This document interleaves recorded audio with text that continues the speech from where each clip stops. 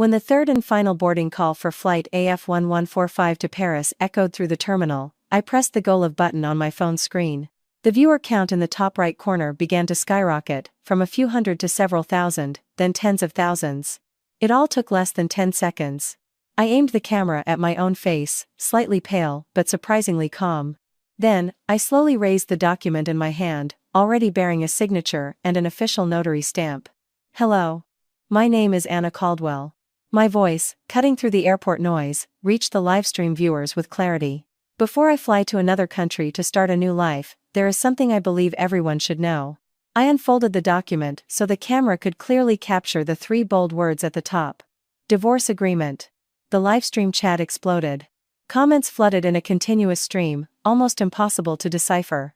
Only endless exclamation points and questions flashed by. I shifted the camera, focusing on another key piece of information in the agreement. On the line for the husband's signature, a bold scrawl read, Michael Sterling. The date was 3 days ago. And on the wife's signature line, under my name, Anna Caldwell, the ink was still fresh. I had signed it this morning. That's right. Mr. Michael Sterling, CEO of the Sterling Group, and I are ending our 5-year marital relationship. I spoke slowly, making sure every word was crystal clear. The reason for the divorce is very simple. I paused, and as the comments erupted with wild speculation, I pulled another phone from my purse. It was an old device, a repository of all the evidence of my self-deception over the past year. I opened the gallery, selected a photo, and held it up to the camera. The shot was slightly blurry, obviously taken in secret, but anyone could recognize at a glance the man tenderly supporting a heavily pregnant woman, guiding her into the discreet VIP entrance of Lenox Hill Hospital. It was Michael Sterling, whose face frequently graced the covers of business magazines. And the woman clinging to him, stroking her noticeably rounded belly, who was she if not his executive assistant, Jessica Hayes? The date on the photo was clearly visible, 6 months ago. My husband of 5 years, my voice remained steady, a strange note of amusement even creeping in. While I was managing our home, caring for his mother, and sacrificing my own career, he was escorting his mistress to her routine prenatal checkup. The number of viewers surpassed 500,000. The system even froze for a moment due to the massive influx of people. And as for today, I glanced at the huge electronic departures board in the airport. My flight status had changed to final call. Right now, at this very minute, as I stand here speaking to you, my dear husband, Mr. Michael Sterling, is likely in the most expensive private suite in the maternity ward at that same hospital in the heart of Manhattan, holding his mistress's hand and awaiting the birth of their child. Oh, and one more thing, I said as if suddenly remembering something. I brought up an audio file and pressed play. Through the recording static, a woman's low moan was heard first, followed by Michael's voice, more anxious and tender than I had ever heard it. Jessie, honey, don't be scared, I'm right here. Doctor, get in here. My wife is having a baby. The recording was short, less than 10 seconds, but it was enough. That call came to our home landline by mistake half an hour ago from Mr. Sterling's assistant. I suppose he was in such a hurry, he dialed the wrong number. I stopped the recording and looked at the comments, which had now gone completely wild, and the virtual gifts flooding the screen. The last bit of color drained from my face, leaving only an icy resolve. So, this divorce agreement is my little gift to my husband, his new wife, Miss Jessica Hayes, and their future child. I wish their family of 3 a swift and shared ruin, so they don't spoil anyone else's life. As for me, I wish to escape this hell and find a new, happy life. I looked into the camera and smiled, the first genuinely light smile in 5 years. Goodbye, Michael. And I don't mean see you later. With that, I decisively ended the broadcast. The world instantly became much quieter. Only the airport announcements and the thud of my own heart, loud as a drumbeat, remained. I removed the SIM card from the old phone, snapped it in half, and threw it, along with the phone, into the nearest trash receptacle. I carefully folded the original divorce agreement and tucked it into an inner pocket. Then I picked up my suitcase, turned, and walked toward the boarding gate, never once looking back. At that same moment, outside the maternity ward of the private hospital in Manhattan, Michael Sterling irritably loosened his tie, staring at the closed door. From behind it came Jessica Hayes' intermittent cries, which made his heart clench, but also filled him with an inexplicable sense of anticipation. His mother, Eleanor Sterling, sat on a nearby bench, her fingers restlessly toying with a string of pearls as she muttered something under her breath. It was unclear whether she was praying for the safe birth of her grandchild or cursing Anna, That barren woman who occupied the space and refused to leave. Michael, I'm so scared. Jessica's tearful cry came from behind the door again. Don't be scared, Jessie, I'm right here, just outside. Michael immediately stepped forward, his voice, full of a tenderness he himself didn't notice, reaching her through the door. A tenderness Anna had rarely known in 5 years. It was at that exact moment that his personal assistant, Victor, his face ashen, ran up to him, holding a phone as if it were a bomb. He even forgot his usual greeting. Mr. Sterling, sir, we have a huge problem. Michael frowned and looked at him, annoyed. What's the panic? Can't you see what's happening here? Victor, drenched in a cold sweat, simply shoved the phone in Michael's face. It's your wife, Anna. She's at the airport, she just did a live stream. The entire internet is blowing up. On the screen was a recording of the broadcast. Frozen at the moment, Anna held up the divorce agreement, saying in that eerily calm voice of hers, Mr. Michael Sterling, CEO of the Sterling Group, and I are ending our 5-year marital relationship. Michael's pupils constricted sharply. He snatched the phone and scrolled down with trembling fingers. Then he saw the secret photo, heard the damned audio recording. Anna's pale, but smiling face was like a knife of ice shards plunging into his eyes and his heart. How dare she? Michael hissed through his teeth. His face turned a deathly gray. Veins bulged on his temples. He, Michael Sterling, in his 30-something years, had always been in control. Never before had he been made a public laughingstock like this, especially not by the ever meek and obedient Anna, who had skinned him alive and put his bones on display for all to see. The broadcast was over, but the comment sections, the social media reshares, the search engine trends, everything was already blazing red. Number Sterling cheats, number Anna Caldwell, number live stream divorce, number Sterling Group scandal. Within minutes, breaking and viral tags appeared next to these topics. His personal phone began to vibrate nonstop. The names of board members, business partners, and journalist acquaintances flashed on the screen, but most were unknown numbers. She's lost her mind, completely lost it. Eleanor Sterling had also come over and saw what was happening. She was so furious, she dropped her pearls and hissed, "That witch. She wants to ruin our family, to ruin Michael. Quick, bring her here. Make her delete everything. Make her apologize." Michael violently threw the phone to the floor. The loud crash momentarily silenced even the cries from the delivery room. Victor flinched and didn't dare to pick up the now shattered device. Michael's chest heaved. His mind was in chaos. Rage, shock, and a hint of fear he wouldn't admit even to himself swirled together. Anna, the woman who was always in the kitchen, the living room, by his mother's side, always so quiet and submissive, how could she? How could she do this? Didn't she love him to the point of self-annihilation? How could she survive without the Sterling family, without him? Where is she now? Michael grabbed Victor by the collar, his eyes bloodshot. At the airport, based on the background, JFK International Terminal, the departures board showed. It might be flight AF1145 to Paris. Departure at 10:45 a.m. It's probably about to take off, the terrified Victor stammered. 10:38 a.m. Michael snapped his head up, looking at the digital clock in the hospital corridor. 10:38. 7 minutes left. Get the car. To JFK. Right now, immediately, Michael roared and, turning, bolted for the exit. Michael, where are you going? Eleanor cried out. Jessica is in labor. Your son is about to be born. Mom, you stay here, he yelled back over his shoulder without stopping, his voice hoarse. I have to find her. He had to. He couldn't let Anna just leave. Not like this. She had destroyed his reputation, torn the veil from the Sterling family, and now she thought she could just run away? She could dream on. He had to catch her, to demand what she was trying to achieve, to make her take it all back, apologize, retract everything, save the reputation of the Sterling Group. And as for Jessica and the baby? The thought flickered and was instantly drowned in an ocean of fury and the feeling of losing control. There was only one thought in his head: catch Anna. Michael burst out of the hospital like a hurricane and jumped into the just-started car, its engine still roaring. To the airport, top speed. I'll pay for any red lights you run, he snarled at the driver. The car shot forward, tires screeching on the asphalt. The entire way, Michael relentlessly dialed Anna's number. The subscriber you have reached is not in service or has been disconnected. The cold, automated voice repeated itself over and over. He ripped off his tie in a rage and threw it aside. The scenery outside blurred past at a frantic pace, but it still felt too slow. He opened his news feeds. The articles about him were already filled with mockery, condemnation, and gossip. All those glowing pieces about his successful career and happy family now served as proof of his hypocrisy.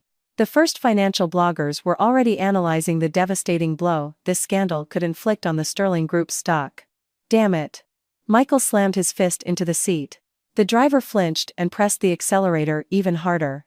10:42 a.m. The car screeched to a halt at the departures terminal. Michael leaped out before it came to a complete stop, ignoring the startled looks of bystanders, and sprinted toward the international terminal. Bulu 3 a.m. He ran to the check-in counter for flight AF1145. It was already closed. Panicked, he rushed toward the security and passport control area, but the lines were long. He couldn't spot Anna anywhere. Anna! Anna, come out! He shouted, losing all sense of decorum, which attracted the attention of security. Sir, please calm down. Get away from me. Michael shoved away a security guard who tried to pacify him, his bloodshot eyes scanning for a familiar silhouette. That silhouette. Always dressed in muted tones, quietly following him. Now, it had vanished without a trace. 10:44 a.m. The airport announcement sounded again. All remaining passengers for Air France. Flight 1145 to Paris, your flight is now closing. Please proceed to the gate immediately. Michael snapped his head up, looking toward the jet bridge. Through the massive panoramic windows, he saw the huge airliner slowly detaching from the terminal. A feeling of losing control, unprecedented and almost desperate, washed over him. He had lost. Anna was really gone. While he was with another woman, waiting for his child, she had, with a single broadcast, nailed him and everything he had to a pillar of shame, and then gracefully exited the stage.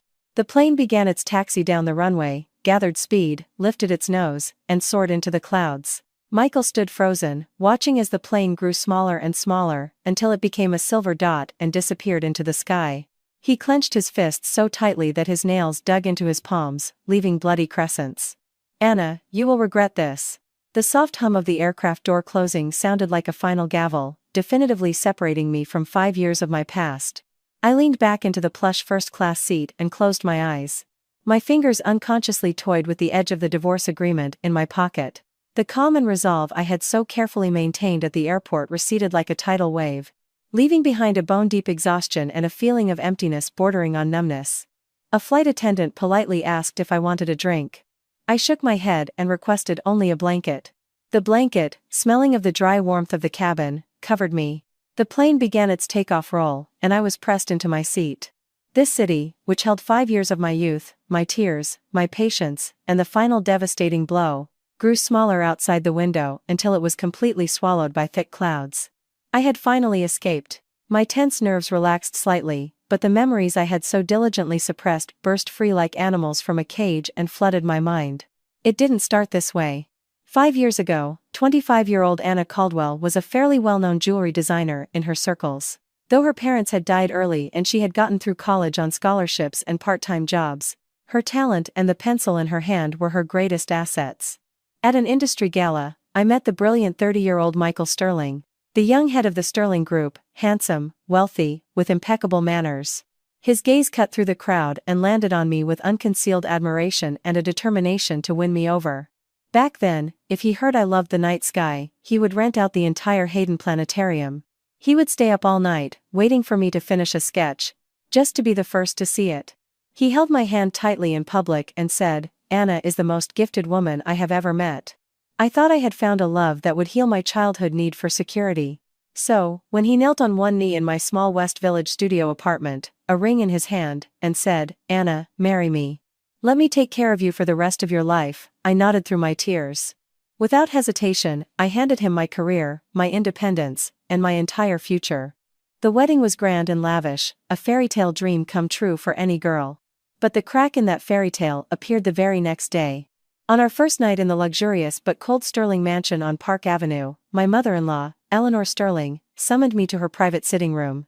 The room was filled with the thick scent of potpourri. Eleanor, in a silk robe, sat in an expensive sandalwood armchair, still toying with her pearl necklace. She sized me up with a look that felt like a knife edge, tracing the lines of my simple dress. "Now that you've married into the Sterling family, you must abide by our rules," Eleanor began, her voice sharp and brooking no argument. Michael works very hard. All household matters, large and small, are now your responsibility. His father died early. I raised Michael alone and kept this family afloat. It wasn't easy for me. Now that you're here, these duties fall on your shoulders. I understand. Mother. I will do my best, I nodded respectfully. Humph, Eleanor sniffed. I heard you used to design some trinkets. That kind of work, where you have to be in the public eye, is no longer appropriate. The wife of a Sterling doesn't need to work for a living. We don't want people saying we're neglecting you in some way. Your job is to take care of Michael, manage this house, and, most importantly, give this family an heir as soon as possible. My fingers clenched. It was my beloved work. Something I had dedicated years to. But looking at Eleanor's unyielding expression and thinking of Michael, I silently swallowed the words, I want to keep working. Maybe it's temporary, I thought.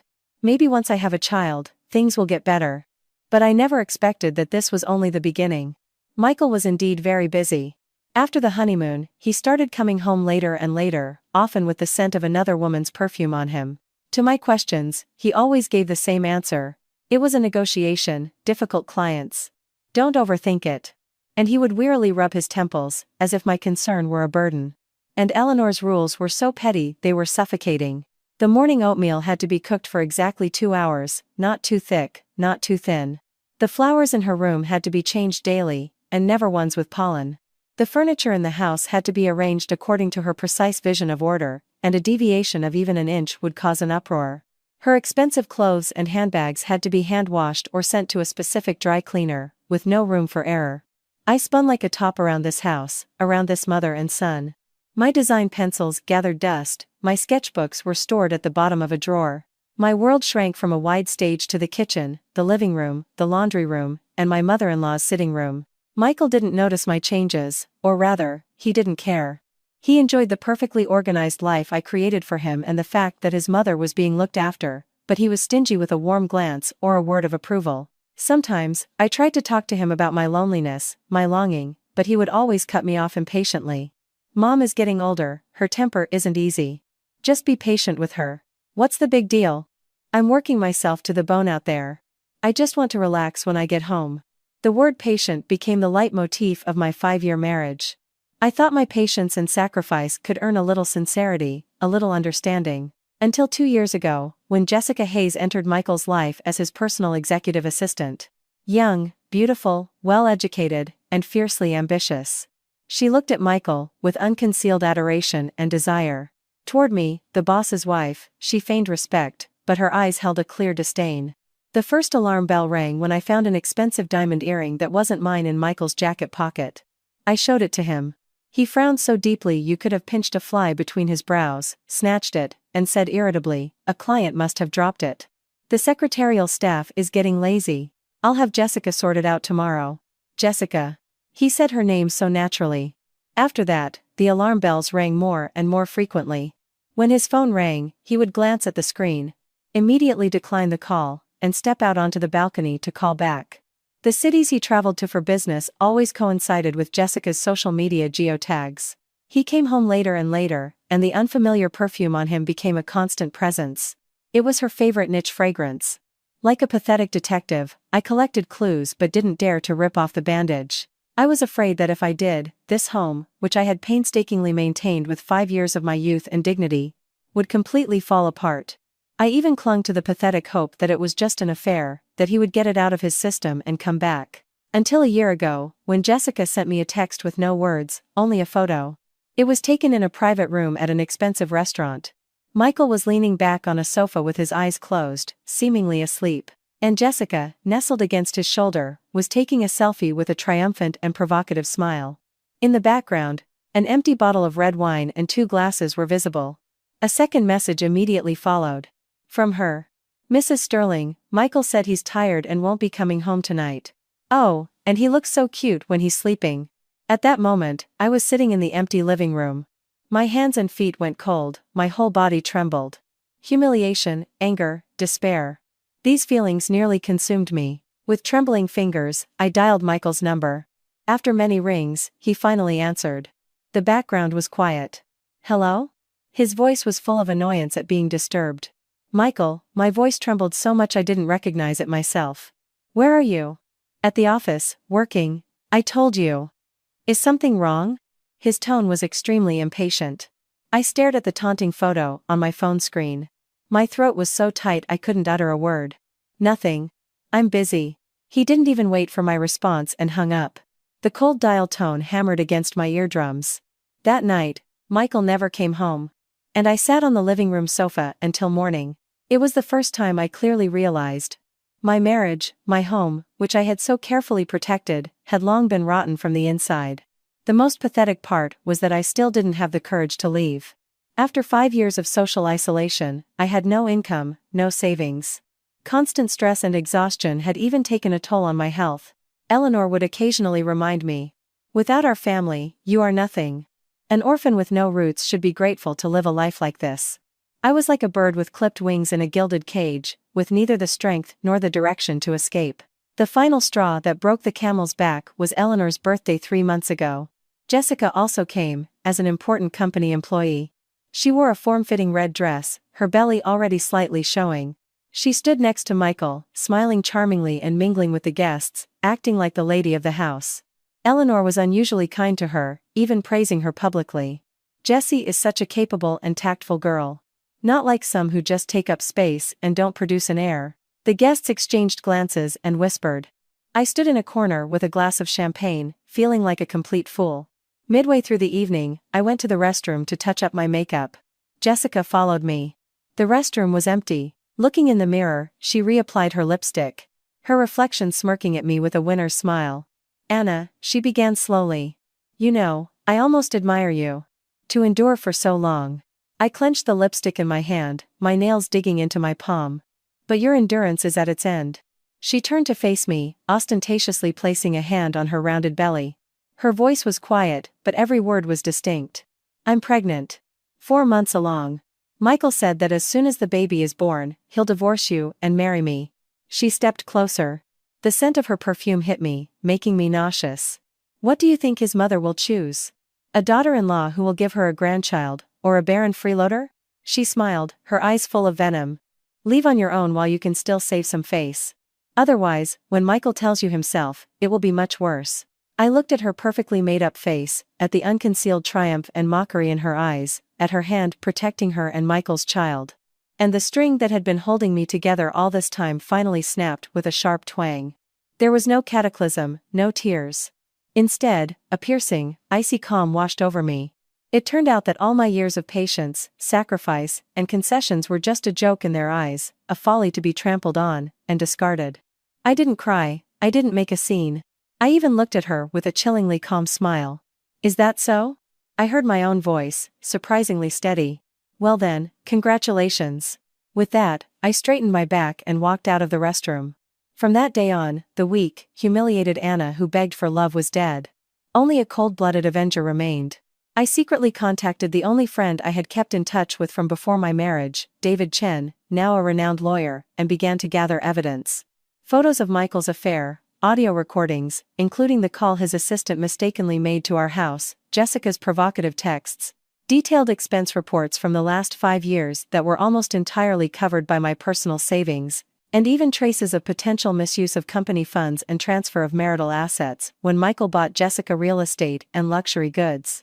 Like the most patient hunter, I set my trap, waiting for the right moment.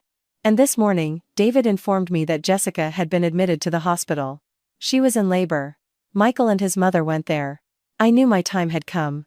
After signing the long-prepared divorce agreement and packing a small suitcase, I went to the airport and, at the last moment before boarding, presented them with my carefully prepared gift. The wave of memories gradually receded. The plane flew smoothly at 30,000 feet. Outside the window, a sea of clouds stretched out, the sun shining dazzlingly bright. I opened my eyes. The last traces of confusion and pain evaporated like water droplets under the high-altitude sun. 5 years of marriage. A calculation. Sincerity thrown to the dogs. Dignity trampled. But it didn't matter. The game was just beginning. Michael, Eleanor, Jessica, everything you did to me, I will return to you in full, with interest.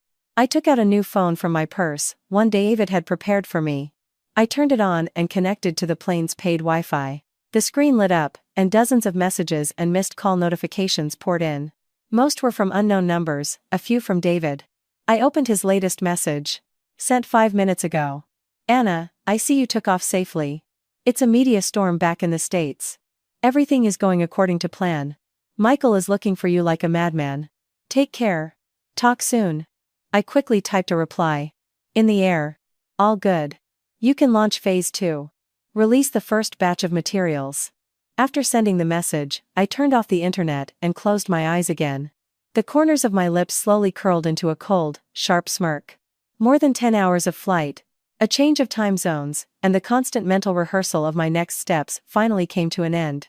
The plane began its descent. Through the window, the lights of a foreign city were already visible, merging into a bright but unfamiliar sea of light in the twilight. I felt no confusion, no anxiety.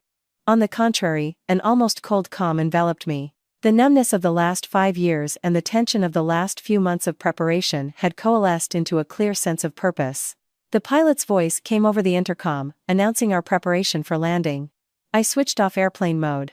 The new phone immediately began to vibrate. The sound of notifications blended into a continuous trill. I glanced at the lock screen. Besides a message from David with our meeting location, everything else was push notifications from social media and news apps. The headlines were sensational.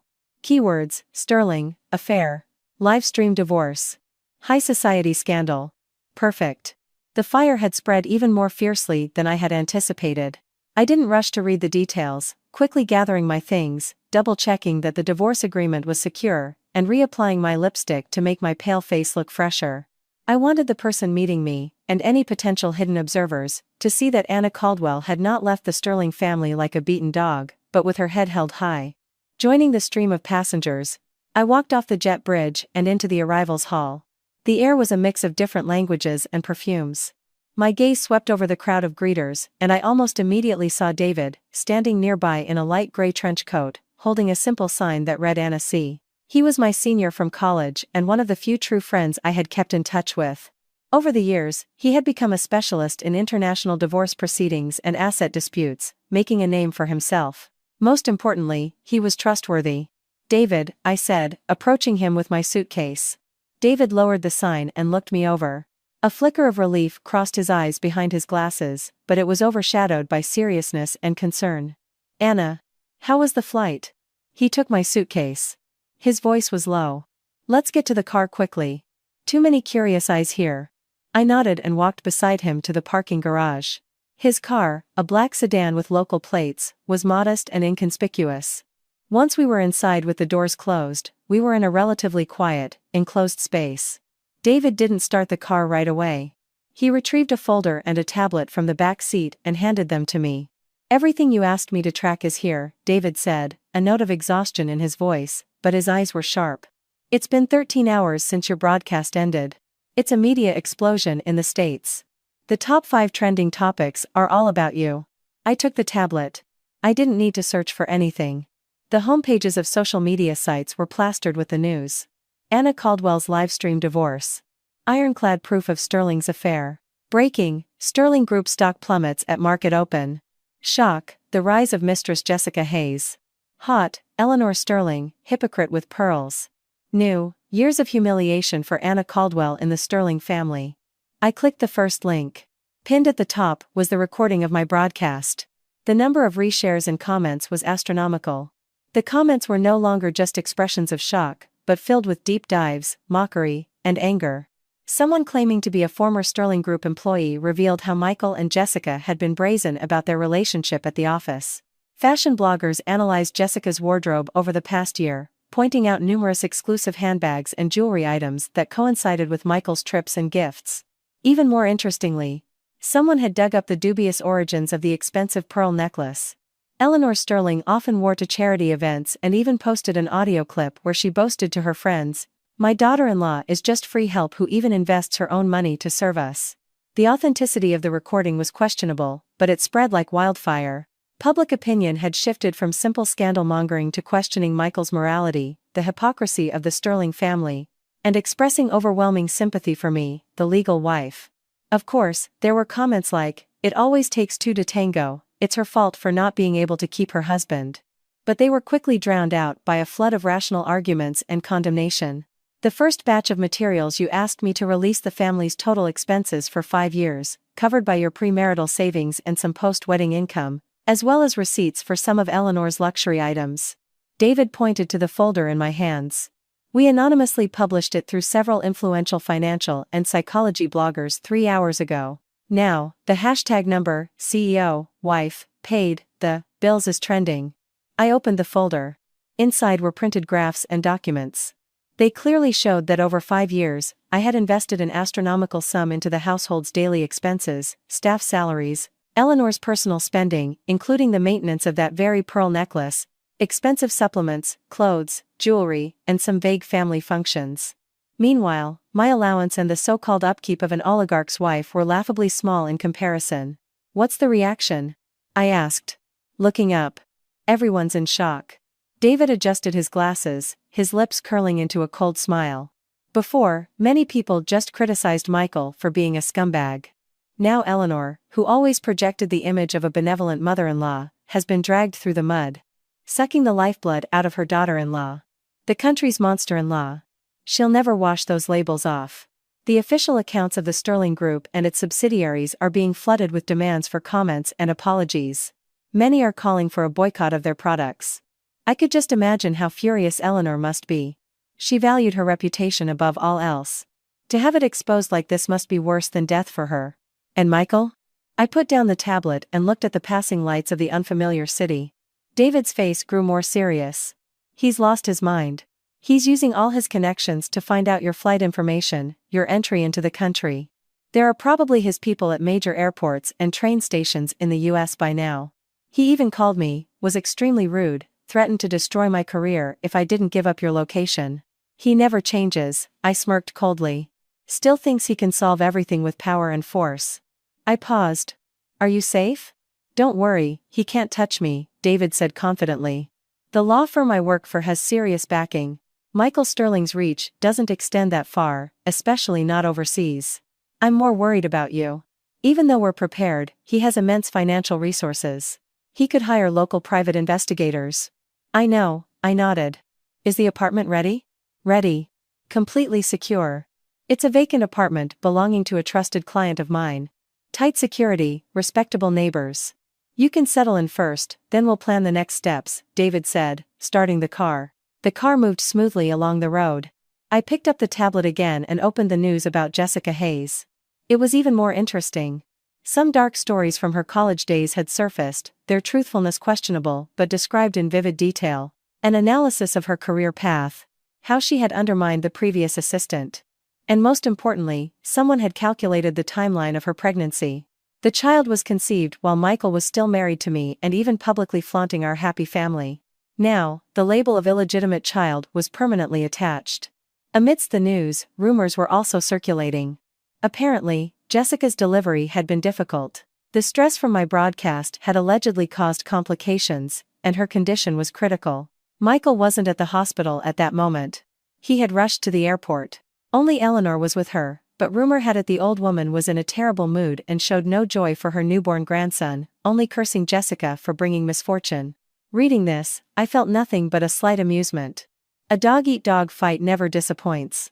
The Sterling household must be in complete chaos right now, David said as he drove. The board of directors is putting immense pressure on Michael. Several partners have already paused project negotiations, demanding an explanation. Michael is desperate. They say he held several emergency meetings at the office today. The stock drop is a real blow to him. This is just the beginning, I said quietly, turning off the tablet and leaning back in my seat. The evidence of his asset transfers to Jessica's name and possible business violations. What's the status on that? We're in the final stages of verifying and strengthening the evidence, David replied. It will take some time, but the chances are high. Especially those few transfers he made through affiliated companies under the guise of consulting fees to accounts belonging to Jessica and her relatives. Those are very clean.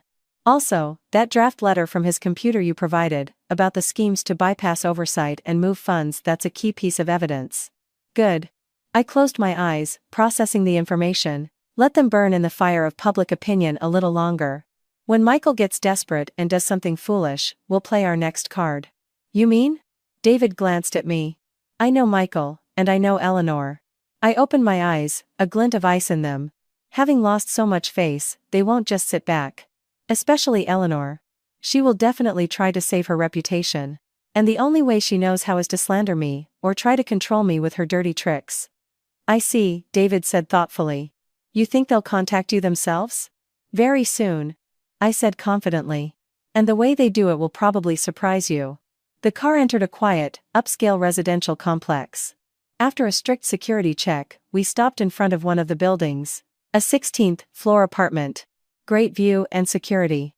David helped me with my luggage. I'll see you up, give you the keys, access card, and some essentials.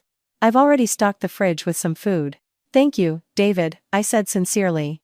Without him, my reliable ally, my escape and revenge wouldn't have been so smooth. Don't mention it, David smiled, but the smile quickly faded, and he added seriously, Anna, this is your choice. I know you've made up your mind. But remember, Michael isn't one to give up easily. Cornered, he's capable of anything.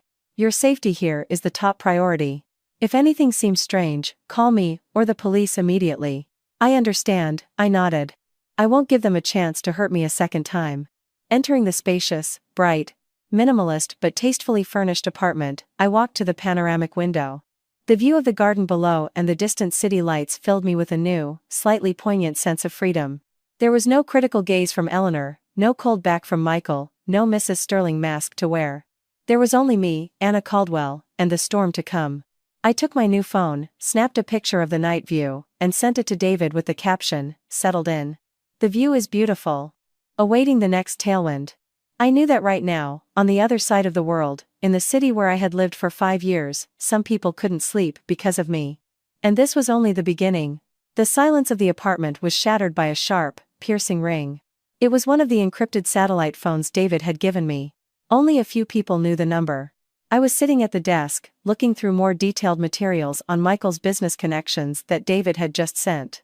Glancing at the screen, I saw an unfamiliar international number with a US prefix. My heart skipped a beat but immediately returned to its steady rhythm. What was meant to happen had happened, and even sooner than I expected. I didn't answer right away, letting the harsh ringtone echo in the empty living room 7 or 8 times before it stopped. Soon, it rang again, the same number, with stubborn persistence. Only then did I pick up the phone and press the answer button, but said nothing. From the other end, there was first heavy breathing, then a sharp, shrill voice that I had heard for 5 years, a voice etched into my memory, lashed out at me with unconcealed anger and arrogance. Anna. You finally deigned to pick up the phone. It was Eleanor Sterling. Her voice held the same arrogance and self-righteousness, as if I were still the daughter-in-law who was afraid to breathe in her presence. I leaned back in my chair, looking at the bright but unfamiliar sun outside the window, and asked in an even tone, "Who is this?" "Stop pretending." Eleanor's voice immediately shot up an octave. Across the ocean, you could imagine her face contorted with rage. "It's your mother-in-law. Michael's mother. You. You ungrateful snake, you spawn of hell." "Ah," I drawled with unconcealed irony. "So, it's the elder Mrs. Sterling. My apologies. I've just gotten divorced and I'm not yet accustomed to the existence of a biological species like a mother-in-law. Is this urgent?" Eleanor was obviously choked by my cold, almost sarcastic tone. For a long moment, she was speechless. All that could be heard was her heavy breathing and the faint rustle of her pearls. "Anna, how dare you speak to me like that? Have you forgotten who fed you, clothed you, who allowed you to live like a queen for 5 years?" I almost laughed out loud. A queen? Yes, the kind who worked as a maid and paid for the privilege out of her own pocket. "Elder Mrs. Sterling. If you called to remind me of your charitable deeds, I suggest you save your money on the international call. Considering the current state of your son's company stock, every penny counts." "Shut up," Eleanor shrieked, her voice trembling with fury. "This is all you're doing, you venomous viper. Spreading rumors online, slandering Michael, slandering our family. You will fly back here immediately, hold a press conference, and announce that it was all a lie. Something you fabricated out of jealousy of Jessica while you were mentally unstable. Publicly apologize to Michael, to Jessica, to our entire family." A commanding tone, brook no argument, as if I were still the same Anna who could be molded and kneaded like clay. I patiently waited for her tirade to end and then said slowly, "Retract? Apologize? For what? Retract that Michael didn't cheat on me with his assistant Jessica, or that the child she's carrying isn't his? Or perhaps I should retract that your precious pearl necklace wasn't bought with my money? You're lying. It's all lies. Fakes. You're just being vindictive, Eleanor denied, but the uncertainty in her voice was audible even over the phone. Really? I chuckled. Elder Mrs. Sterling, the internet has a long memory. And bank statements can't be faked. Who do you think is easier to fool, netizens or a judge? There was a few seconds of silence on the other end. Eleanor was apparently trying to suppress her anger and change tactics. Her voice suddenly softened, which only made it more repulsive. Annie, darling, I know it hasn't been easy for you all these years. Michael. He's a man, sometimes they have affairs on the side. It's inevitable. But Jessica just gave us a grandson, an heir to the Sterling family. He's our blood. As Michael's legal wife, you should show some magnanimity. If you come back, apologize, and smooth over this scandal, I promise the Sterling family won't treat you unfairly. You will remain Mrs. Sterling. Jessica and her child won't threaten your status. Listen to that. What an understanding mother-in-law, offering me, the legal wife, to accept a mistress and an illegitimate child, and on top of that, to lie and apologize to protect their reputation. I could have applauded her shamelessness. Elder Mrs. Sterling, I interrupted her nauseating persuasion, my voice turning to ice. First, Michael and I have signed a divorce agreement, and the process is already underway. I am no longer Mrs. Sterling. Second, Jessica's child is Sterling family blood. What does that have to do with me, Anna Ashworth? And third, and most importantly, I paused and enunciated, word for word. The biggest mistake of my life was believing that patience could earn respect, and sacrifice could earn sincerity. I have now corrected that mistake. You deal with your own mess, and don't you dare bother me again. Anna, don't test my patience. Eleanor's mask instantly fell away. Her voice became sharp and venomous again. You think you've escaped by running abroad? Let me tell you, Michael has already found you. You'll regret this. You've ruined our family's life, and I'll make sure you have no life abroad either. You rootless orphan, what do you think you can fight us with? Oh, they found me. Or rather, they likely found the traces David wanted them to find. Elder Mrs. Sterling, are you threatening me? My voice held a note of curiosity. Have you by any chance forgotten that this conversation might be recorded? A clatter was heard on the other end, as if something had been dropped. Then came Eleanor's furious, slightly flustered voice. You're recording this? How dare you? And why shouldn't I? I retorted. Your son dares to cheat and have children on the side. You dare to use me as a free maid and an ATM. Why can't I record a conversation? I'm simply learning from your family. It's always useful to have proof. Eleanor apparently couldn't find more venomous words, or perhaps she finally realized that the Anna on the other end of the line was out of her control, had become a stranger, and a dangerous one. I had no intention of arguing with her further. The purpose of this call had been achieved. I had gauged their position, angered them, and added to my collection of evidence. Elder Mrs. Sterling, if there's nothing else, I'm hanging up, I said. And please tell Michael and Jessica that the show has just begun. They should take care of themselves and their newborn son. Anna, if you touch a single hair on my grandson's head, I will destroy you. Eleanor's voice became frightened and shrill. Calm down, I sneered coldly. I won't get my hands dirty. The evil you've done will come back to you like a boomerang. Goodbye, Elder Mrs. Sterling. No, not see you later. With that, ignoring the hysterical screams and threats from the other end, I decisively hung up and pressed the save recording button. Call duration, 1 minutes and 3 seconds. It contained Eleanor's threats, commands, attempts at blackmail, and insults. Especially valuable were her admissions that Jessica had given birth to a grandson and her threats to deal with me abroad. I stood up, walked to the window, and took a deep breath of fresh air, suppressing a wave of disgust and cold anger. Eleanor's reaction was predictable. They still lived in their own world, where they thought money and power could solve everything, trampling on others' dignity. They didn't understand, or refused to understand, the destructive power a person driven to despair could possess, having shed all fear and dependency. I encrypted the audio file, uploaded it to cloud storage, and sent David a short message. Fish on the hook. Recording of the call obtained. We can slowly leak a rumor that the Sterling family is threatening me abroad. David replied quickly, got it. We'll find suitable channels. By the way, Michael is trying to connect with influential American business communities and media here through unofficial channels, to pressure you or slander you by painting you as a crazy woman who ran off with money. We have countermeasures ready. Ran off with money. Crazy. How cliché and predictable. It seemed Michael's PR team in the US had run out of ideas and was acting out of desperation. Don't do anything yet, I replied. Let him continue his performance, waste his resources and connections.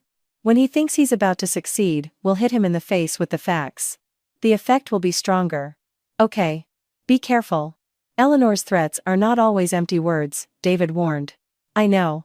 I ended the conversation. Putting the phone aside, I sat back down at the desk. My gaze was fixed on the computer screen with financial data and contracts. Michael, you like to speak the language of money and power? Well, I will defeat you on your own turf, by your own rules. Eleanor's call acted like a stimulant. It didn't scare me, it made my thoughts clearer and my resolve firmer.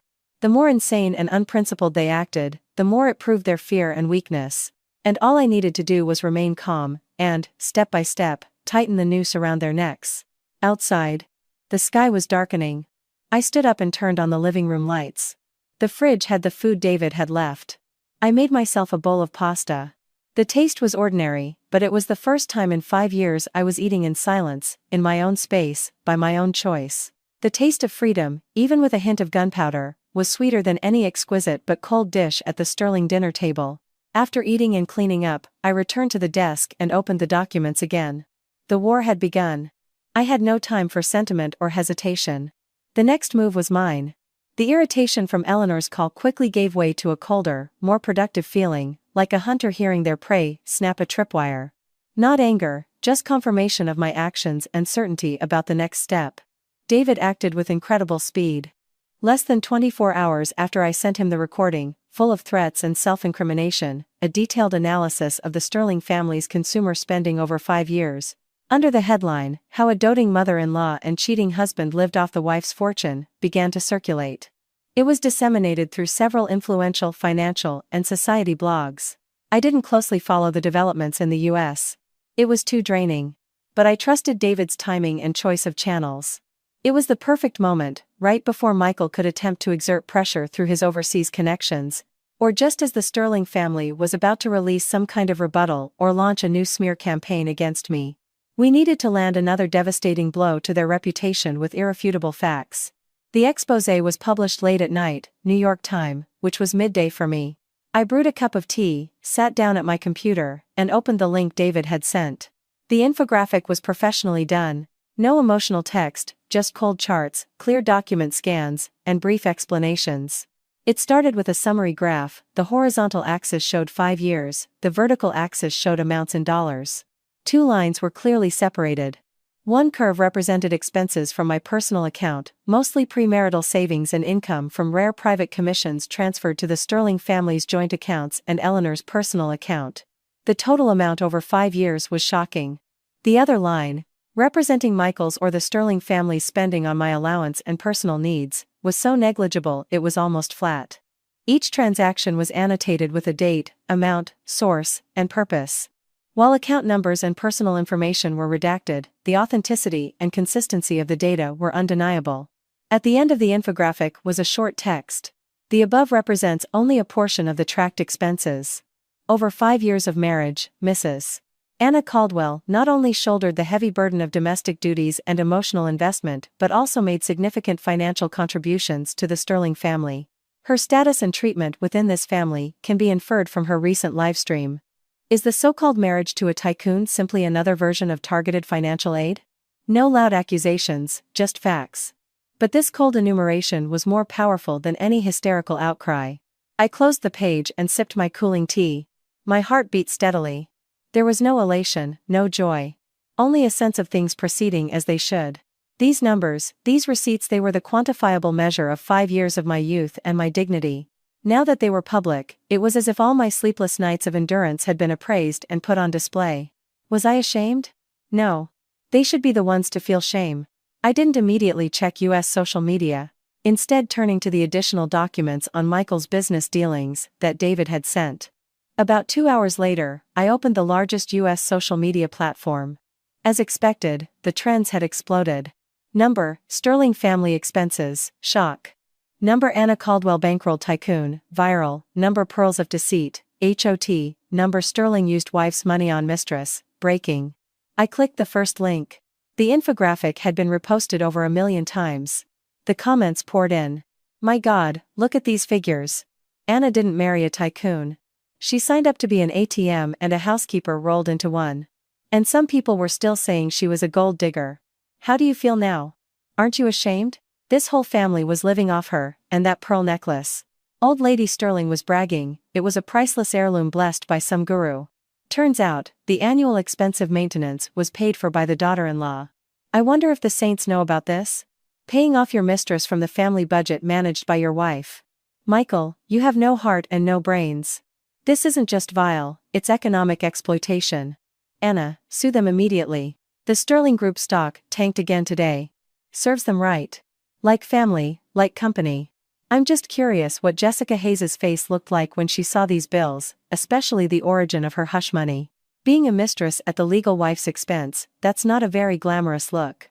Public opinion had completely turned and was even beginning to move in the deeper direction I wanted. People were starting to question the Sterling Group's corporate governance, financial transparency, and Michael's personal integrity. For a publicly traded company, this was fatal. Just then, David called. Seen it? His voice was hoarse from a sleepless night, but energetic. Yes, the effect is better than I expected, panic. David answered succinctly. Michael's PR team is completely paralyzed. All their prepared rebuttals are now useless. The board of directors has intensified the pressure. Word is, a few old shareholders personally visited their estate in Connecticut. Michael himself reportedly trashed his office. And now, he's desperately trying to put out the fire. And Eleanor? I remembered her arrogant tone on the phone. That's even more interesting. David seemed to chuckle. They say when she saw that list of her expenses, she collapsed. She was taken to the hospital. Not faking it. Her blood pressure genuinely spiked. Journalists are camped outside her private clinic now. Everyone wants a first-hand account. And those old socialite friends of hers who used to praise her as a benevolent mother-in-law are all silent now. Some have even quietly deleted their old posts. That's how it is. That's the flip side of fame. When you're put on a pedestal, be prepared for a harder fall. The reputation Eleanor valued so much is now in tatters, shredded by her own spending and my publications, I said dispassionately. And Jessica? That character was also key.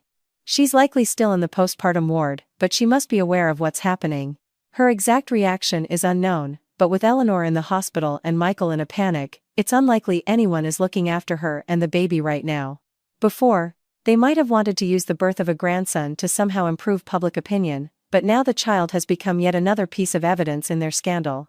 Besides, the accounts clearly list the hush money for her, which damages her image as an independent woman who found true love. She's probably not in a good state. It's not enough, I said quietly. This is just a blow to their reputation, not their foundation. Besides his reputation, Michael values his company and his money most. I understand. David's tone became serious. The leads you provided, about potential illegal deals and fund transfers, our people are actively investigating them. We've already had some key breakthroughs. We've also tracked his attempts to move some of your joint assets to offshore accounts, but this requires more caution. Once we publish this, it will be an all-out legal and corporate war. I know. I watched the sun setting outside the window. The sky was painted a deep crimson. Let the echo of these receipts ring a little longer. When Michael can't take it anymore and does something even more foolish, or when they try to counterattack, we'll play our next ace. Okay. Be careful. Given public opinion, the probability of Michael resorting to extreme measures out of desperation is increasing, David warned again. After ending the call, I sat alone in the darkening room for a long time. The cold figures that had caused a storm on the internet seemed separated from me by an invisible pane of glass. I could see the waves, but I couldn't feel their heat. There was a satisfaction in revenge, but it was more like a sense of a duty fulfilled. 5 years. 1,825 days. My time, my talent, my savings, my feelings. All of it had been converted into numbers and curves on those charts. Was it worth it? The old, love-deceived Anna would have cried her eyes out and decided it wasn't. But for the Anna sitting now in a foreign apartment, coolly planning her next move, the question was meaningless. This wasn't a calculation of profit, it was a necessary reckoning. I stood up, turned on the light, dispelling the twilight, and went to the kitchen to make dinner. My movements were practiced, but no longer out of a duty to serve someone else, but to take care of myself, to to preserve my strength for the war I had started. As I was chopping vegetables, my phone screen lit up. A text from an unknown number. Just one sentence. Anna, you will regret this. No signature. But that arrogant tone was so much like Michael, or one of his foolish underlings. I didn't reply, didn't even bother to read it carefully, just deleted the message and blocked the number. Regret. All my regrets were in the past.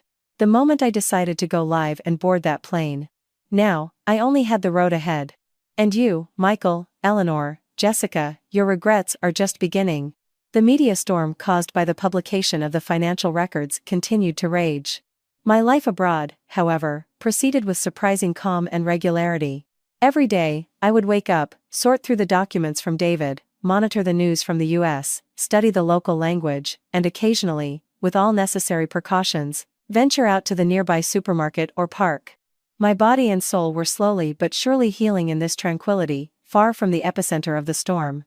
David had arranged everything perfectly. The residential complex was under tight security, and entry for non-residents required multiple verifications. I knew Michael was likely using all his resources to find me, but at least physically, I was safe. However, the inevitable happened. One afternoon, I met with an experienced local immigration lawyer recommended by David. We sat in an upscale cafe known for its discretion, discussing long-term residency options and legal details. The meeting was successful. After the lawyer left, I remained seated alone by the window, slowly stirring my cooled latte and mentally reviewing our conversation.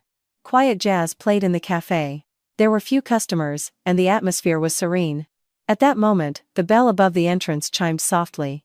I instinctively looked up and froze. A man had entered the cafe.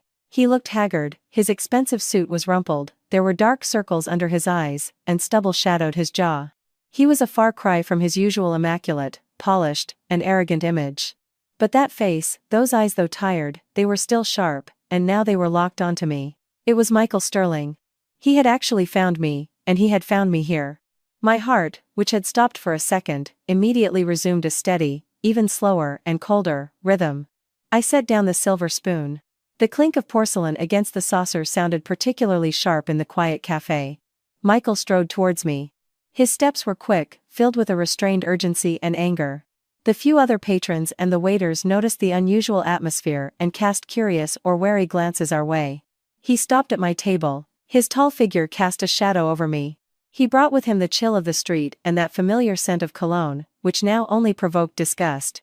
Anna. His voice was hoarse, as if he hadn't slept for days or was struggling to contain his emotions. So, you are here. I leaned back in my chair, increasing the distance between us, and looked at him calmly, as if he were a stranger disturbing the peace.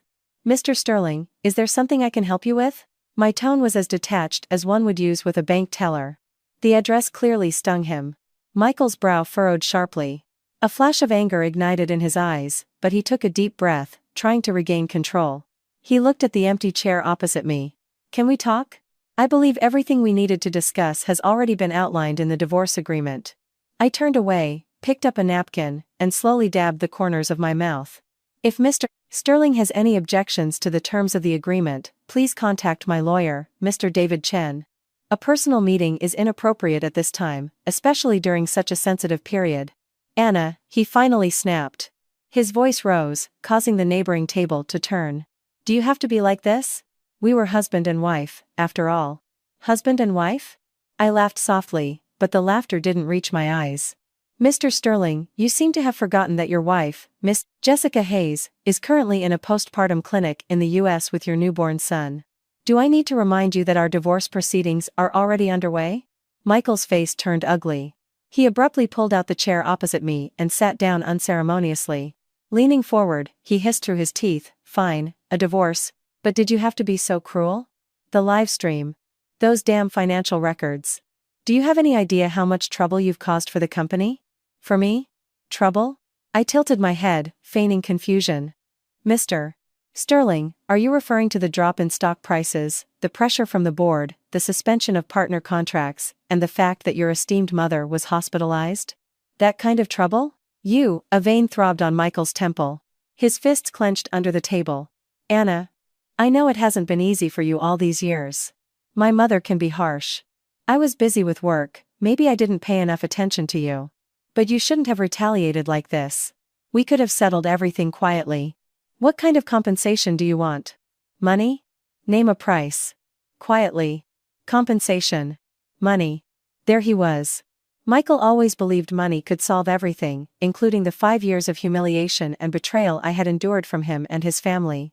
I looked into his slightly bloodshot eyes, filled with anxiety and anger. There was panic, perhaps even confusion and fear that I was out of his control, but not a shred of remorse, not a hint of regret.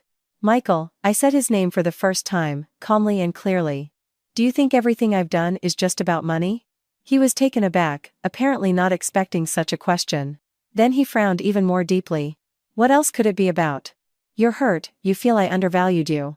Fine. I admit it, I mishandled the situation with Jessica. My mother was unfair to you. But all of that can be compensated.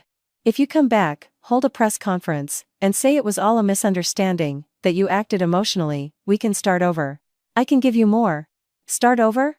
I interrupted his absurd proposal as if I had just heard the world's biggest joke. With you, Jessica, and your child? Michael, your audacity never ceases to amaze me. My mockery made him turn pale. Anna, don't push it. You think you're safe just because you're hiding abroad? Let me tell you, I have ways to make your life a living hell here too. One phone call, and you won't be able to find a decent job or rent an apartment. You believe me? The same threats as Eleanor. No wonder. Like mother, like son. I watched his enraged face in silence. The last faint echoes of feelings tied to the past finally faded. This man had never truly known or respected me. Before, in his eyes, I was a dependent plant. Now, apparently, I was an arrogant traitor who needed to be taught a lesson. Are you finished? I asked, after he had said his piece. Michael, thrown off by my excessively calm reaction, stared at me, breathing heavily. I reached for my now cold latte.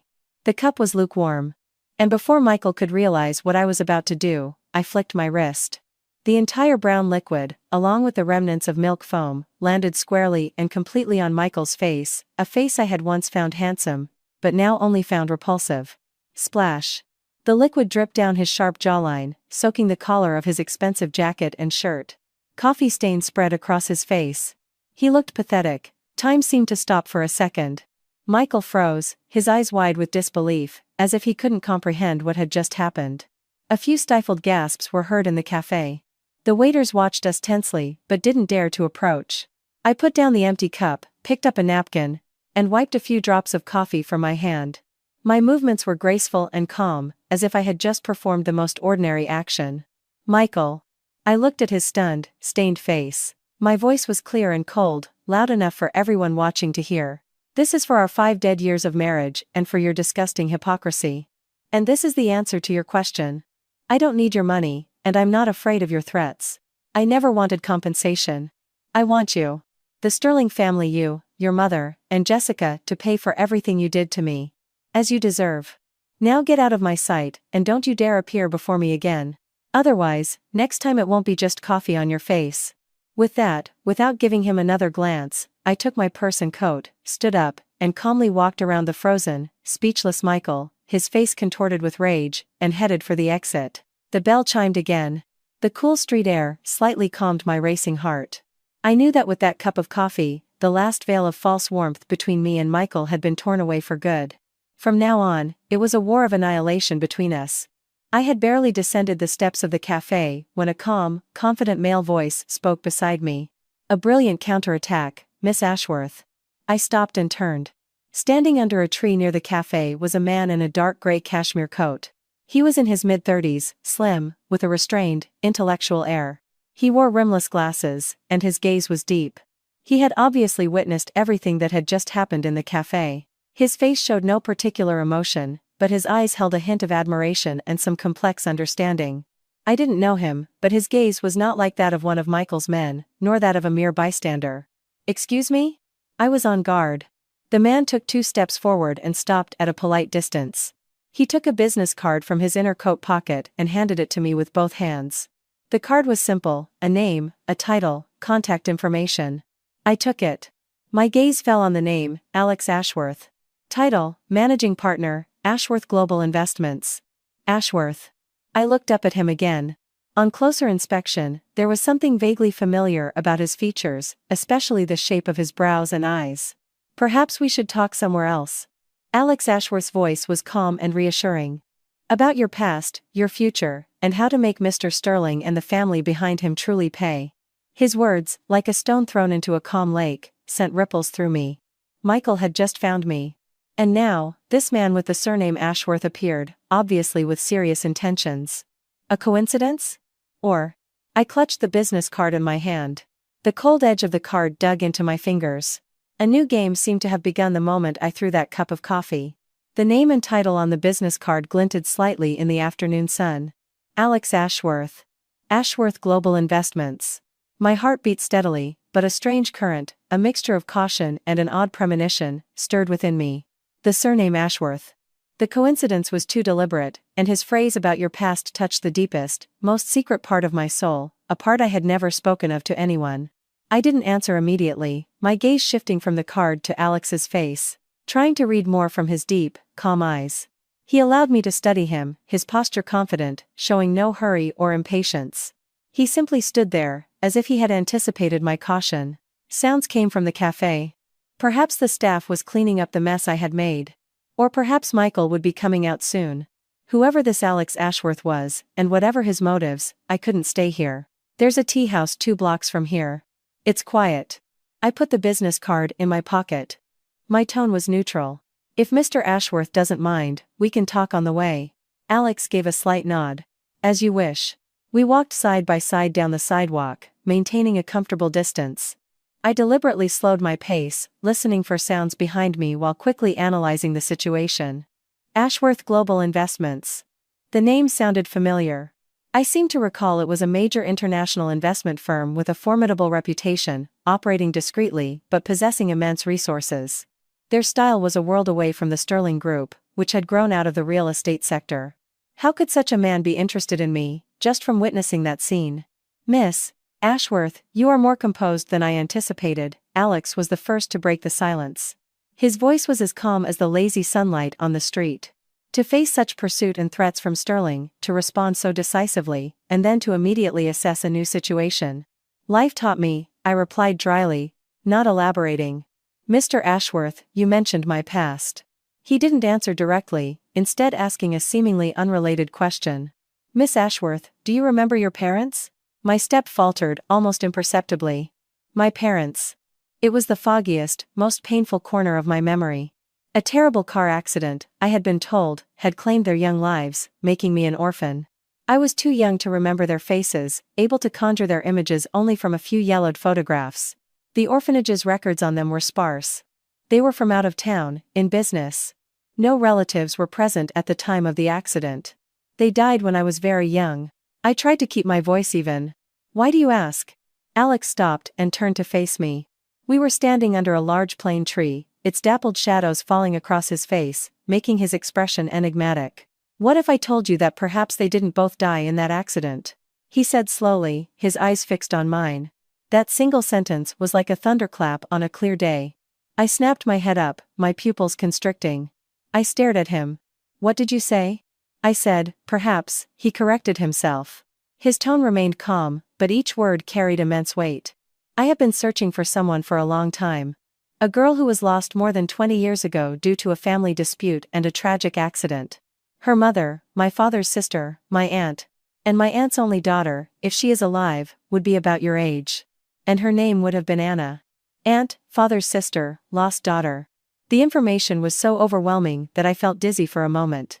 I instinctively took a half step back, my back hitting the rough trunk of the tree. The cold touch brought me back to my senses slightly. This is absurd.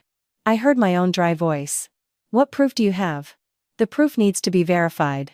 That is precisely why I found you. Alex took an old, carefully preserved photograph from his inner pocket and handed it to me. The photo was faded, its edges worn. It showed a young couple. The man was handsome and intellectual, the woman gentle and beautiful. They were holding a swaddled infant. The woman's features were a 7 or 8 out of 10 match for the image of my mother in my memory. And the man's face, on closer inspection, bore a resemblance to the Alex Ashworth standing before me. I took the photo with a trembling hand. My fingers were ice cold. I stared at the woman's face. My chest tightened, and it became hard to breathe. That is your mother, Anna Ashworth Sr., and my father when he was young. Alex's voice grew quieter, a note of sadness creeping in. In their arms is their first child, my cousin. At that time, the family business was facing a major crisis, and there was internal strife. My aunt and her husband left with their young daughter to wait out the storm, but on the way, they were in a terrible accident. My aunt's husband died at the scene. She herself was critically injured and went missing. And the little girl disappeared. Once the family stabilized, we began to search, but there were few leads. He looked at me with a complex, expectant expression. And then recently, as the scandal surrounding the Sterling Group in the US escalated, your name and photos began to appear frequently. Someone in the family noticed you, especially my father.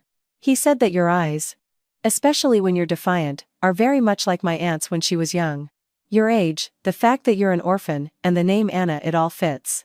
That is why I am here. I clutched the old photograph, my knuckles white. My mind was in chaos. This could be an elaborate ruse to use me against Michael, or a new trick by Michael himself.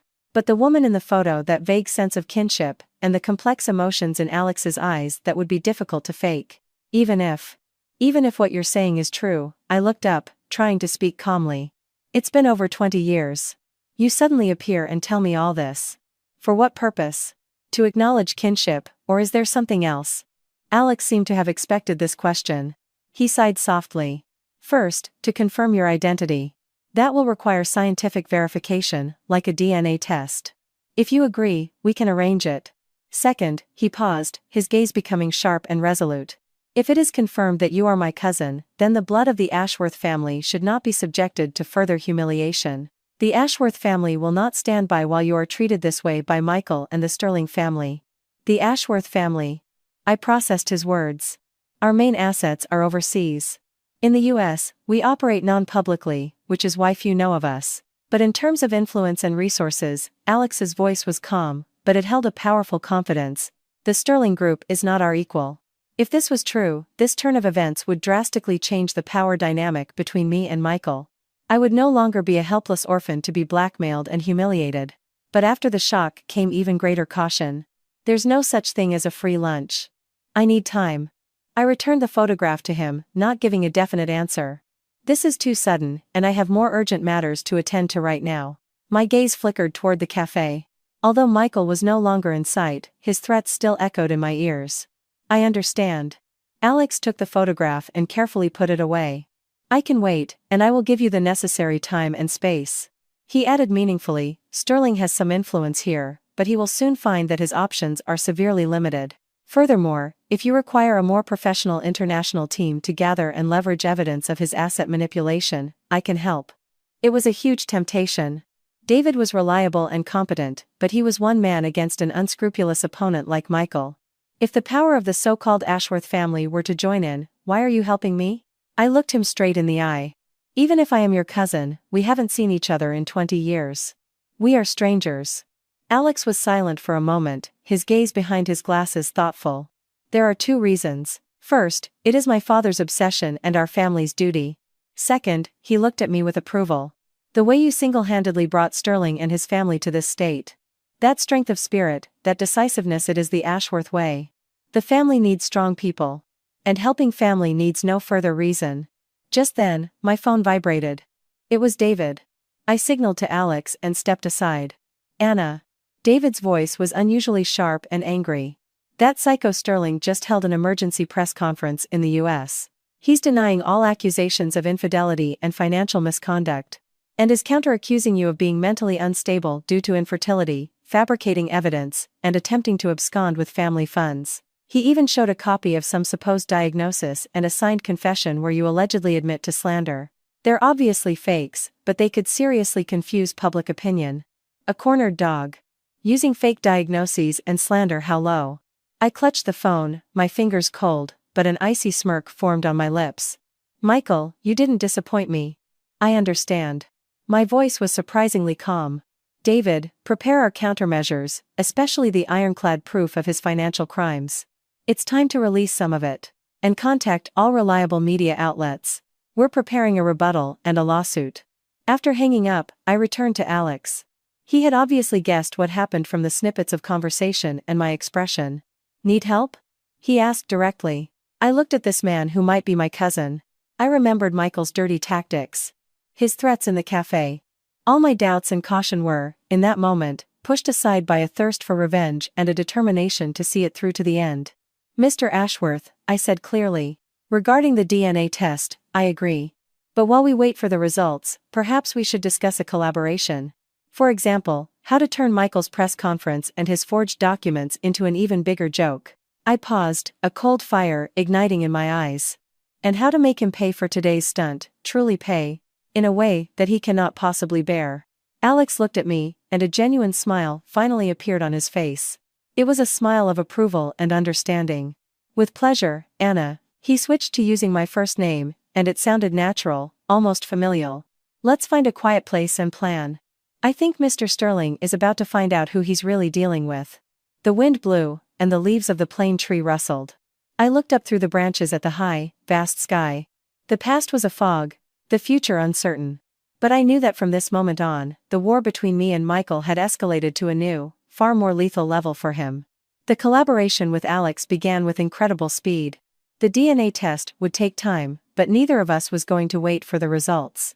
The vague sense of kinship and a complete alignment of goals had already forged a tacit understanding. He brought in a team of professionals, top corporate investigators, international lawyers, and PR strategists. They quickly established contact with David. Michael's hasty and vicious press conference in the US became the catalyst for our counterattack.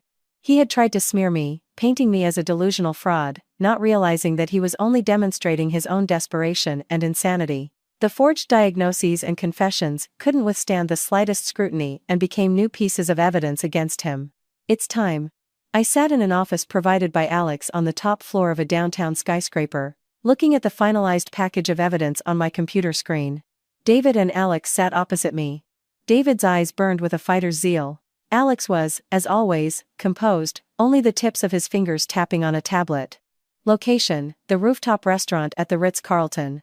Time: the day after tomorrow, 12:00 p.m., Alex began. "It's an iconic spot in New York with a great view. The press can get in easily, but security can be controlled. I've already rented the entire restaurant under the guise of a private luncheon for Ashworth Global Investments to discuss a potential collaboration with the Sterling Group. Michael is desperately looking for a lifeline and trying to restore his reputation. He won't refuse such an opportunity. A bait wrapped in an offer he couldn't resist. The livestream team is already in place. They will pose as invited journalists," David added. "Multiple cameras, an encrypted signal, so it can't be cut. Broadcast channels on major social media platforms and the websites of several reputable business publications have been prepared." "And the police?" I asked. This was the key. Alex nodded. "Based on the evidence you provided, supplemented by our team, regarding the scheme to siphon funds through offshore companies, money laundering, loan fraud, and the transfer of huge sums to Jessica Hayes and her relatives, our international law firm has prepared and filed a formal complaint with the relevant economic crime units here and in the US. The evidence is irrefutable. They've already opened a case and have agreed to intervene at the moment we have the suspect contained." Everything was ready. The invisible net was cast. All that was left was for the prey to walk into the trap. I sent Michael a message, not from a new number, but from an old social media account he might not have blocked yet. The message was simple. "Tomorrow at noon, the Ritz-Carlton rooftop restaurant. Let's talk one last time about the divorce, about the retraction you want. Come alone." Less than 10 minutes later, Michael called. "Anna. You've finally come to your senses." His voice held a mixture of restrained triumph and weary urgency. "It's about time. Why did you have to let it get so scandalous? We'll talk tomorrow when we meet." My voice was even. "Remember, alone." "Fine. I'm giving you this chance."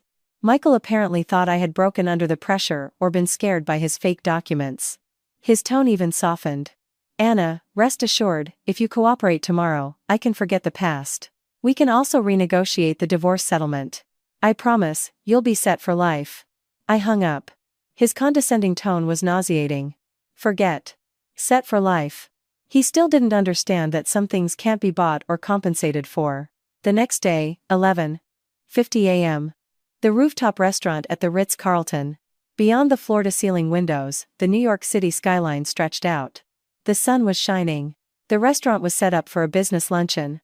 Long tables, white tablecloths, fine china, flowers.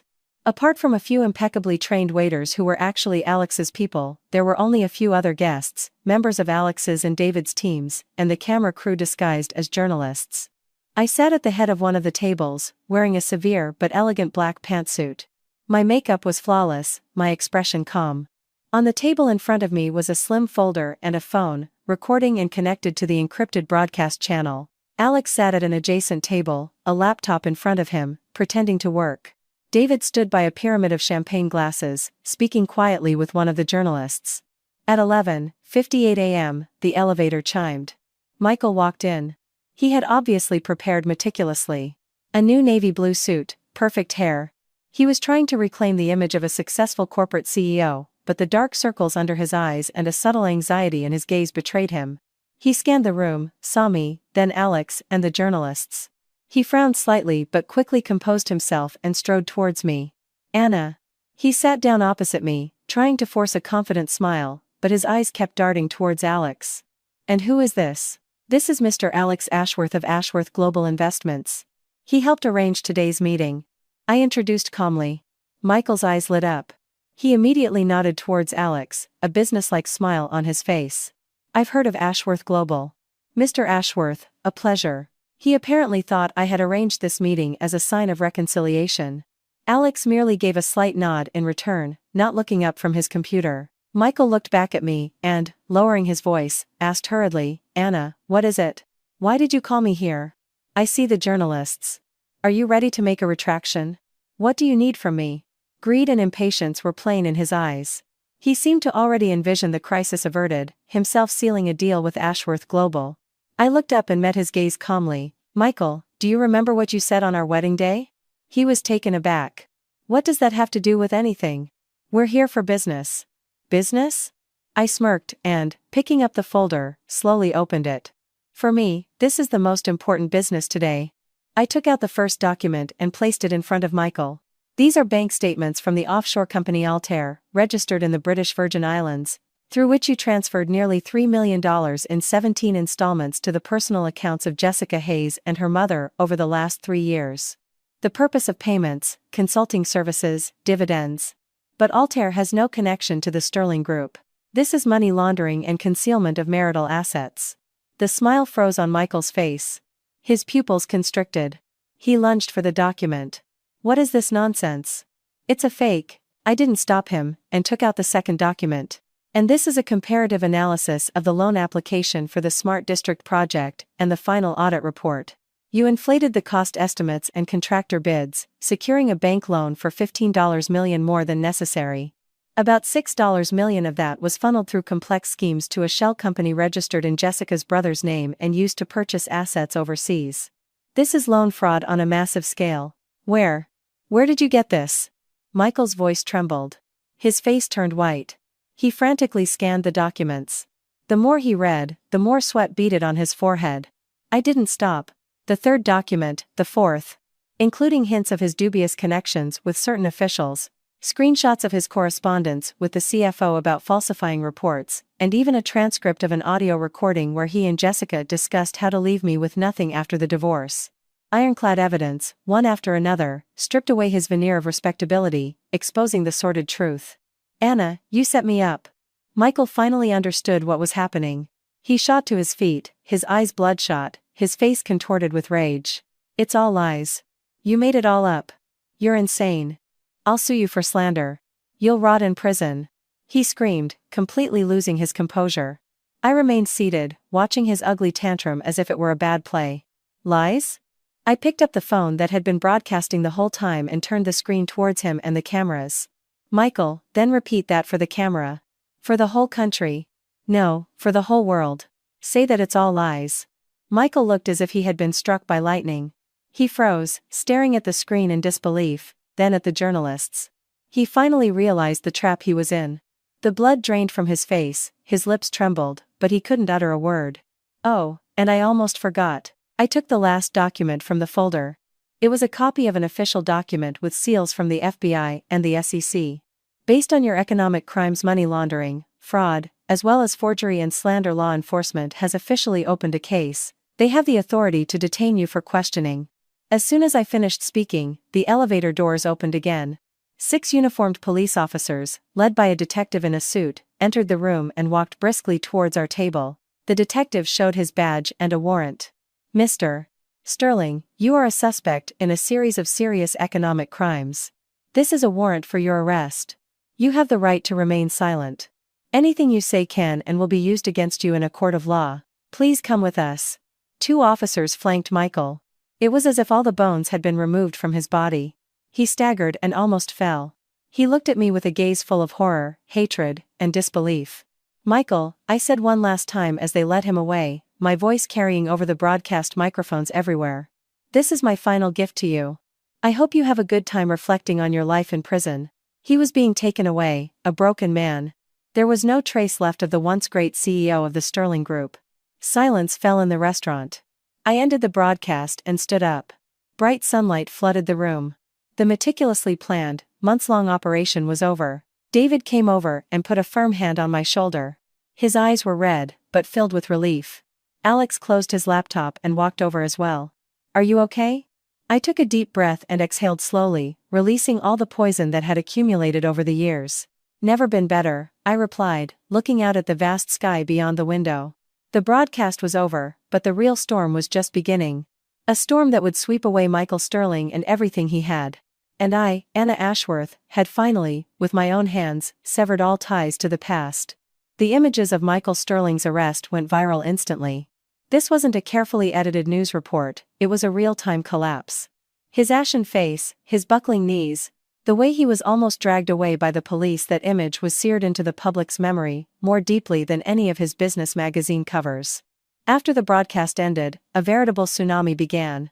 I returned to the apartment Alex had provided, turned off all news notifications, and drew the curtains, shutting out the outside world. My body and spirit were depleted, as if after a grueling battle. Waves of exhaustion washed over me, but I didn't sleep. I just sat in the silence, listening to the steady beat of my own heart, feeling an unprecedented emptiness and peace in my chest. A few hours later, David called. His voice was hoarse, but filled with excitement and relief. "Anna, it's over. Michael has been formally arrested. Bail was denied. The evidence is too strong." Back in the US, the reaction was immediate. The Sterling Group's stock hit rock bottom at the market open. The SEC has launched an investigation. Banks and partners have already announced they are severing ties. The Sterling Group is finished. I listened without emotion. "And here's the interesting part," David continued. "The board of directors held an emergency meeting, removed Michael from all his positions, and announced they will be seeking damages from him. All his relatives who were living off him are now disowning him faster than anyone." "And Eleanor?" There was a momentary silence on the other end. "They say when she saw Michael's arrest live on air, she had a massive stroke. She's in the ICU at that same private clinic. Her condition is critical." A stroke.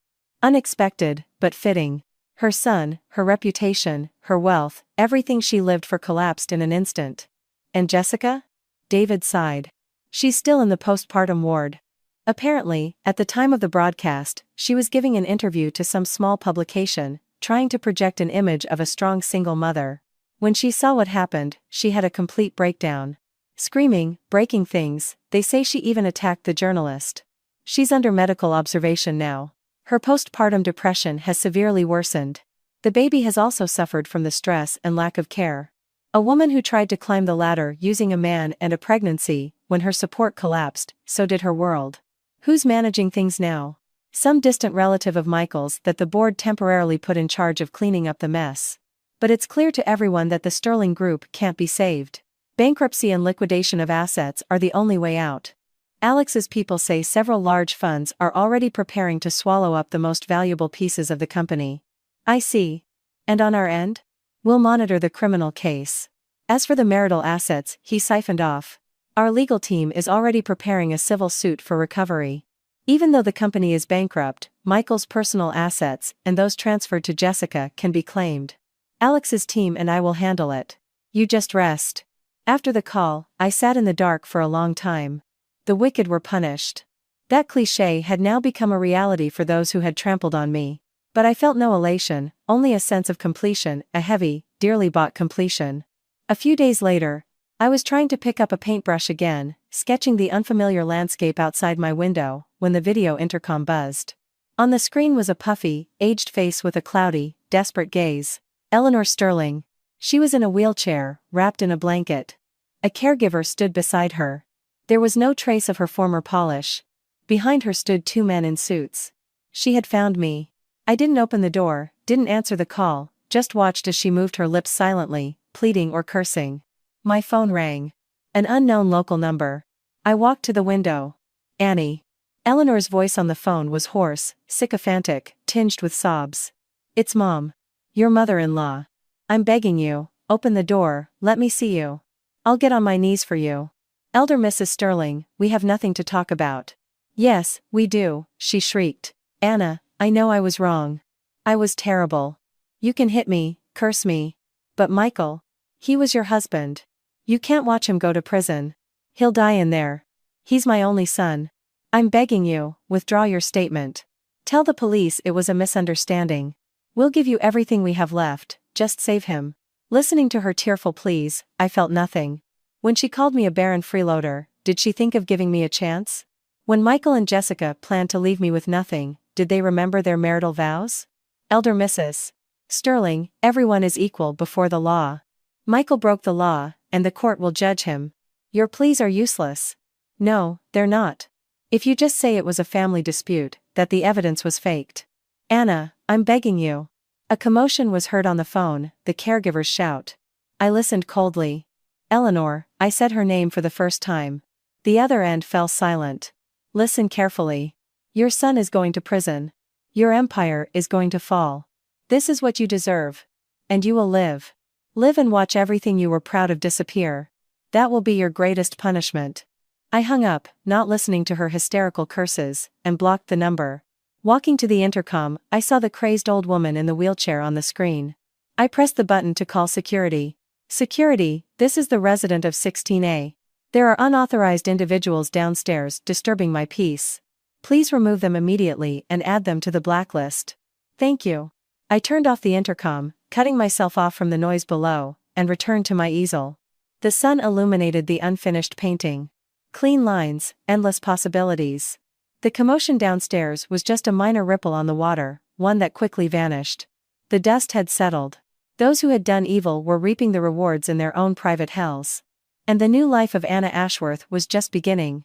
The flash of cameras, the warmth of spotlights, the elegant voice of the MC speaking in French. I stood in the center of the room at a reception following a show by an avant-garde designer during Paris Fashion Week. I was wearing the centerpiece of his collection, a smoky gray gown with a silver thread phoenix pattern. Mademoiselle Ashworth, over here please. Anna, how does it feel to wear this creation from the Rebirth collection? Microphones, questions in various languages. I smiled, answering calmly in French and English. This dress carries a great power. The designer wanted to convey the idea that after fire and destruction, one can rise again, even brighter. That resonates with me deeply. Does that mean you have also experienced a kind of rebirth? A perceptive journalist asked. I met his gaze, still smiling. Everyone has ups and downs in life. The important thing is to have the courage to move forward and decide who you want to become. Across the room, Alex Ashworth was speaking with representatives of old European media outlets. The DNA test results had confirmed our relationship 6 months prior. It didn't bring a storm of emotion, but it provided a sense of foundation and belonging. The Ashworth family had become my support. The reception was winding down. Citing fatigue, I declined further after parties and, accompanied by security, headed for the exit. At the very exit, I froze for a moment. There, in the shadow of a column, stood Michael. I didn't recognize him at first. He was wearing an old, rumpled suit. His hair was cut short but was messy, his cheeks were hollow. All of his former polish was gone, replaced by a gray weariness and timidity.